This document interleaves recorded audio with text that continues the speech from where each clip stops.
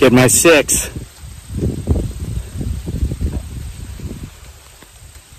Welcome back to Homesteading Off the Grid. And even though it's afternoon right now, it's time for another reading from October Nights. It's October 22, and today's story, the book's actually down there at the table. The story for today is, I believe, called Have a Very Fairy Halloween. We're going to start up here at the campground because I want to show you something that isn't going to make sense to you right now, but is going to make sense to you by the time we reach the end of today's tale. I got to get down on the ground here to show you behind this wood pile. And look at this. This is a pumpkin plant. It's actually got a couple buds on it there, a couple blossoms. Of course, they shriveled up because the sun's up now, but here's a pumpkin plant. And I did not plant that, and I did not have any pumpkins up here. So somehow a pumpkin seed made its way up here to our campground. It's a campground. We're getting ready to walk into the woods here behind the campground and go down to the table where I will be reading today's tale. This campground is kind of a magical place for us. We spend a lot of time up here. Most of the videos for this channel are made up here, and as many of you know, many of the things we may or may not have seen, many of the oddities that may or may not have appeared in these videos have appeared up here. So get my 6 as we walk through this potentially enchanted forest. You know, I made a video earlier today, and here's one of my cryptozoological beliefs in the research I do.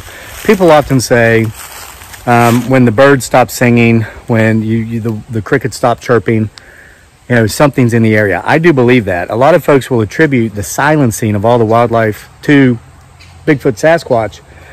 Personally, I don't, because I've had some strange events occur when all of the wildlife has been completely present. However, what I have found in my research is that when the forest creatures go silent, there may be darker forces present, okay?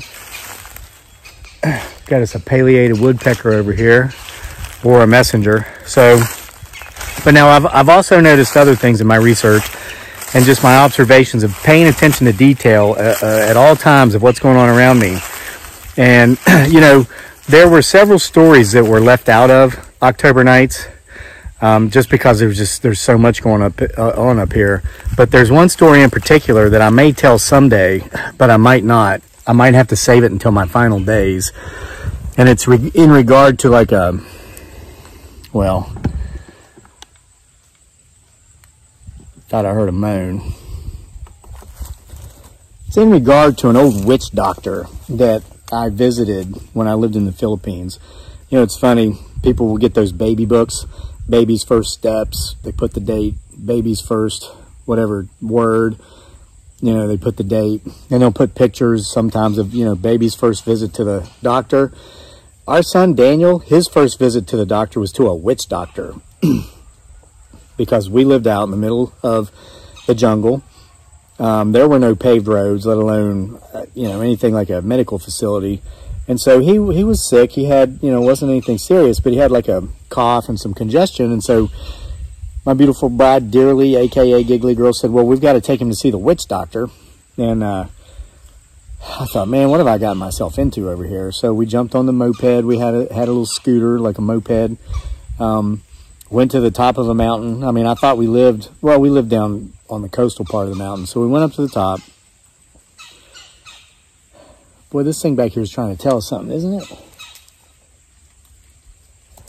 Well, anyway, Daniel was treated, and so much happened that day, and I went back to visit that witch doctor. And we talked at length about my desire to be a writer. And some things happened, and some stories were written, and I thought I'd gotten past this. I'm being very vague intentionally here because I don't want to think that I might be responsible for some things that happened to some people, places, and things after I wrote stories in regard to some pretty nasty things happening to some people, places, and things. I would like to think it's just coincidence. And I would like to think that if it's more than coincidence, whatever the it is was left 9,000 miles behind in Asia. However, I'm afraid that might not be the case, and you're going to understand it. You're going to understand exactly what I mean after I finish today's reading. After, you know, keep that pumpkin plant in mind, because I first noticed that pumpkin plant the day after I completed this story, okay? So, with no further ado, as Miss Dearly would say, let's get to October 22nd. Have a very fairy Halloween. Now, I went and left my reading glasses down at the house, but there's plenty of bright sunshine out here today, and this is kind of large print. By the way, October Nights is available in print and Kindle on Amazon. The link's in the description box below. And as of this recording, we're merely days away from releasing Bigfoot Sasquatch Files Volume 5. So if you're one of the thousands of you who have read all volumes 1 through 4, you're waiting for 5. It's coming up soon. Those of you who haven't given them a read, you need to check them out. You don't want to get too far behind. All right. Something's going on back there, and this is fall. Those birds don't lay eggs this time of year, so, you know, it doesn't feel threatened because I'm close to its nest. You just keep watching back there. Have a very fairy Halloween. When we bought our house out in the country, far enough out of the city to have plenty of peace and quiet, yet close enough to take advantage of the city's conveniences without making a day trip out of doing so, there was the strangest of conditions written into the contract via the seller's agent. It read thus: buyer agrees to never mow or plow the lower field, roughly 1/4 of an acre in size, which borders the forest, or to manipulate or molest this portion of the property for any reason under any conditions. Of course, as you might imagine, this piqued my curiosity, so we asked our agent about this stipulation, and he told us that the seller's agent had told him that the old couple who'd lived in our house for more than 50 years before dying within 6 months of each other, first him and then her, had set the area up as a butterfly sanctuary, and that they wanted it to be preserved, and they wanted it to be preserved as such even after their deaths. My wife and I had no problem with this, so we accepted the agreement and bought the property. The close was relatively simple in comparison to how these things often go, and we moved into our new house in pretty short order and quickly made our house our home. We'd moved in during the fall, late October, actually, and we noticed that in the butterfly sanctuary there were many long pumpkin vines, and the vines were absolutely loaded with pumpkins of various sorts. The old woman must have planted them this past spring, just before she died, I said to my wife while we were out admiring the pumpkins in the crisp October air. She didn't plant them, a voice came from the road. I looked over, and there stood an older woman, close to 80 years old, who seemed to be out for a morning walk.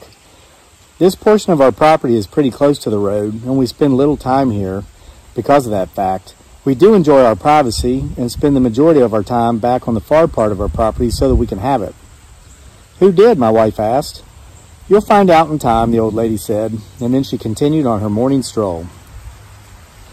We didn't harvest the pumpkins, and not because we were afraid to be in breach of contract, but because we figured the garden, Eden style mind you, had been very dear to the old lady who had lived here before us, so we basically didn't harvest the pumpkins out of respect for her.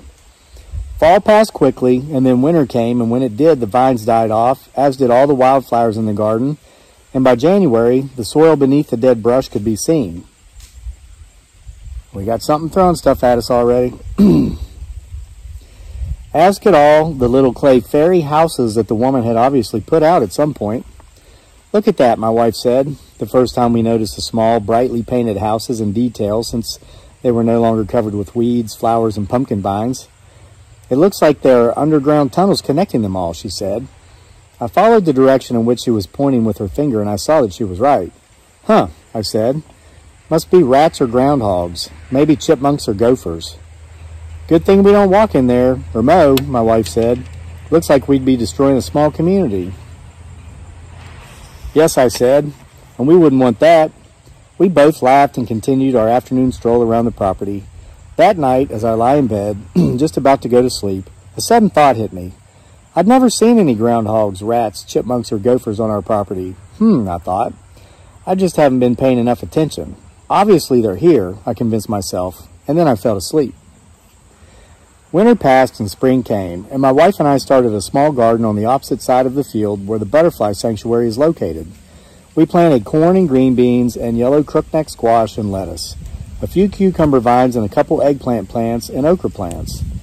We never had a real garden before, having lived in the city, but we did container gardening at our old condo, planting tomatoes, corn, and beans in 5-gallon buckets we got from a local deli.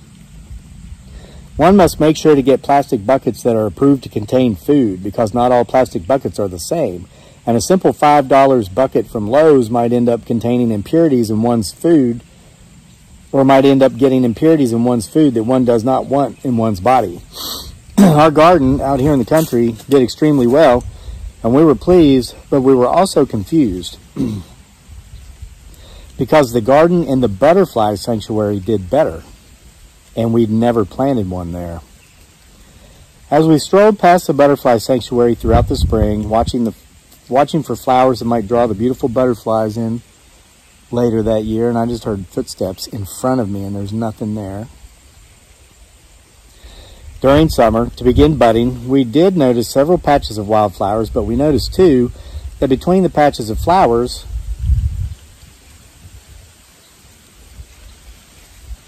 okay, now everything's quiet. Even that pileated woodpecker left. And I'm hearing footsteps.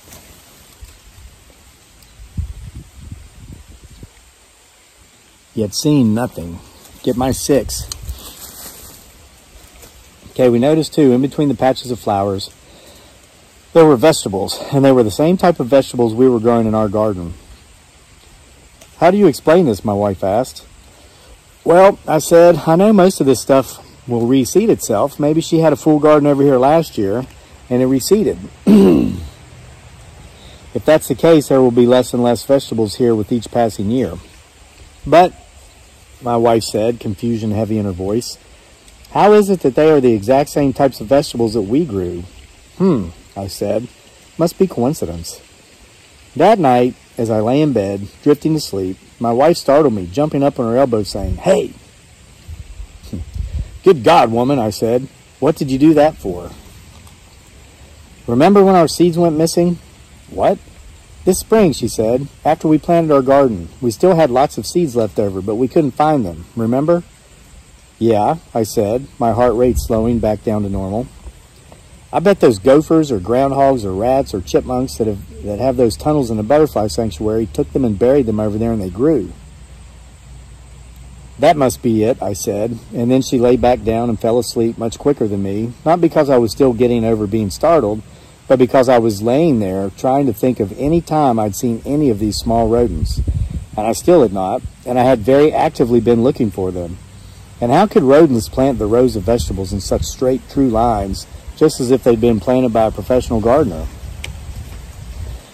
Another scorcher of a summer came, and we spent a lot of time staying in the house, hiding from the sun, and becoming spoiled by the air conditioning. We kept our windows very clean, and we'd place sitting chairs in front of the windows that offered the best views, and this is where we would read and drink coffee and have a beer in the evening, and it was in one of these chairs, the one in which I can sit and view the butterfly sanctuary, that I first believed my eyes were deceiving me. Honey, I said. Huh? My wife said from the middle of the room. Can you come look at this? She put down the book she was reading and came to the window. She glanced out across the field to the butterfly sanctuary about 100 yards away.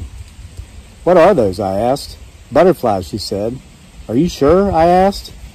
My wife squinted her eyes and moved her face closer to the glass, to the point to where she was actually touching it with the tip of her nose, and she said, oh my God. We raced outside and we didn't even close the door behind us. We ran to the butterfly sanctuary, but they were gone by the time we got there. Tiny blonde, brown, and red-headed creatures about the size of butterflies, but which clearly had not been butterflies. Neither of us spoke the words, but we knew. We made our way back inside post-haste. The heat, which we'd forgotten while enthralled with our little visitors, reminded us about itself quickly once the girls were gone. Once back inside, my wife raced upstairs to one of our spare bedrooms that we were using for storage and started digging through boxes. She pulled out some small dollhouse furniture and dollhouse dishes. What are you doing? I asked her. We were in the room we'd hoped to turn into a nursery, but sadly, just as we were closing on the house, we'd gotten word that there would be no babies in our future unless we wanted to adopt. We had an agreement that we didn't want the doctor to tell us who was deficient. I didn't care if I was shooting blanks, but my wife didn't want to find out she was infertile. Maybe not the best choice, mental health-wise, but I love my wife, so I agreed. Gifting, she said, excited, and then she rose to her feet and brushed past me like I wasn't even there. Before I could get downstairs, she was out the door. I know, because she thought to close it this time, and I heard it shut. Having gone outside in the summer heat once already was enough for me, so I watched from the window where I'd originally seen the small flying creatures that looked kind of like butterflies from a distance, but which one could tell clearly were not. I watched as my wife made her way over to the edge of the butterfly sanctuary and knelt and placed the small dollhouse items she'd gotten out of storage, toys she'd had when she'd been a girl, and placed them in the grass. She rose and began to turn to come back to the house, but she hesitated and turned back to face the road. I looked, and in the road, I saw the old woman we'd seen some time before. She was in her car, but she'd stopped and rolled down her window and was saying something to my wife. Something brief, as she was only there a few seconds before driving on. What did she want? I asked my wife when she came inside, sweat from the extreme Virginia summer heat already running down her forehead. She asked me if we'd seen them, my wife said. Seen what? I said. I think you know, she said. What did you tell her? I asked my wife. I said, I think we have. Why did you say that? I asked, fearing we'd be the new laughingstock of the area. Obviously, my wife said, she already knew about them. My wife had a point. Why else would the old woman have stopped and asked if we'd seen them? The next day, the little dollhouse effects my wife had left out were gone. They took them, my wife said, sounding as pleased as a child on Christmas morning, having realized that Santa had eaten the cookies left out for him. Are you sure we have? I said, not even wanting to allow myself to say the word. Fairies, a voice came from the road, as footsteps just came from the forest. We looked over, and there was the 80-year-old woman who obviously knew more about what was going on the little half-acre plot of our land, which was obviously more than just a butterfly sanctuary, than we did. Come again? I said. Fairies, the old woman said, stepping into our yard. I hope you don't mind me coming over for a second to say hi. We're in the South, but we're not going to shoot you, I said, and I laughed, and the old woman laughed. Just thought I'd ask first, she said, because you're right, we are in the South, and you never know, especially anymore. The old woman introduced herself to us as Rebecca, but she said to call her Becky because everyone else did. It turns out she had been friends with the old couple that had lived in the house before us. She and her late husband used to come over to visit often, and while the men sat on the porch in the evenings and drank beer and told lies, the women would sit here by the butterfly sanctuary, which is so much more, we now understand, and simply watch the fairies. Sadly, Becky's husband passed away shortly after we bought our house, and we never had the honor of meeting him. How did they get here? My wife asked Becky. I mean, I've always wanted to believe, but I never thought I'd see. It's a sad story, actually, Becky said. You see, the couple that lived here before you, our dear friends, never had children. My wife and I gave each other a look that we think Becky would have picked up on quickly if she hadn't been scanning the fairy garden hoping for a sighting. Well, she said, beginning to correct herself, they did, but they didn't live. Marjorie, that was the lady's name, God rest her soul, had given birth to triplets, and they were 4 months premature, and none of them lived a day. She and Ralph, her husband, buried them here. Wait a minute, I said. You mean this is actually a cemetery? A small one, yes, Becky said. Why didn't we see the headstones this past winter, when all the flora and fauna was gone, my wife asked. Because, Becky began, Marjorie didn't want to have a depressing old cemetery over here where she'd be forever reminded of her 3 babies who hadn't made it. She was never able to get pregnant again after that, by the way. My wife grabbed my hand and I gave it a light squeeze. My wife grabbed my hand and gave it a light squeeze, and I gave a light squeeze back. She made a little fairy village here, Becky said. She put out clay houses that she'd hand-painted herself, and instead of leaving flowers for the children, she planted some, and she'd plant a garden off and on, and she would leave tiny trinkets for them. Mostly just little shiny objects that might draw a baby's attention, like little bells or those little bouncy plastic balls. And then, Becky continued, they just showed up. The fairies? My wife asked. The fairies, Becky said, matter-of-factly. Becky started coming by regularly after that, and she and my wife would spend many evenings sitting out by the butterfly sanctuary, which we no longer called a butterfly sanctuary, rather, what it truly was, the fairy garden. Both of them would leave little gifts when they visited the garden, and sure enough, the next day, the gifts would be gone. Summer turned to fall quickly that year. Last year, actually, and we were happy to see the heat move out and watch the leaves change colors. Again, quite a few pumpkins had grown in the fairy garden, though we hadn't planted them. We had, however, gifted the seeds. A week before Halloween, we took a pumpkin we'd bought at the grocery store over to the fairy garden. We'd planted pumpkins in our garden, but none of them grew. We didn't water them enough. But we didn't just leave this pumpkin as a gift. We had also purchased one of those little jack-o'-lantern carving kits, and my wife and I sat there at the edge of the fairy garden, and we carved a jack-o'-lantern. This we left as a gift. We finished the jack-o'-lantern just before dark, and in our haste to get inside, we left the little carving tools outside as well. We had never intended to do this, but when we woke up the next morning and looked outside, we were glad we had, because we were amazed by what we saw. Overnight, the little fairies had taken our small carving tools, obviously thinking we'd left them as gifts, and they showed that they'd obviously been hiding, watching us carve our jack-o'-lantern, because every pumpkin that had grown in their garden that year, and there were at least a dozen, had been carved up as well. There were images of flowers carved into pumpkins. There were images of pumpkins carved into pumpkins. There were images of fairies carved into pumpkins, and there were even two busts, one with a likeness of my wife and the other a carved likeness of myself. My wife and I, fearing we may be overstepping our bounds, rearranged the jack-o'-lanterns. We were able to find 3 that had fairies carved into them, and we put them close together in the center of the arrangement.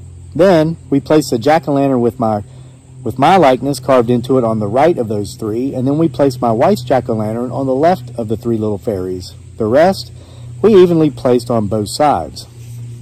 We took joy in going outside and viewing our fairy carved jack-o'-lanterns that last week leading up to Halloween, and even Becky had been amazed when she saw them. She said the fairies had never done anything like that before.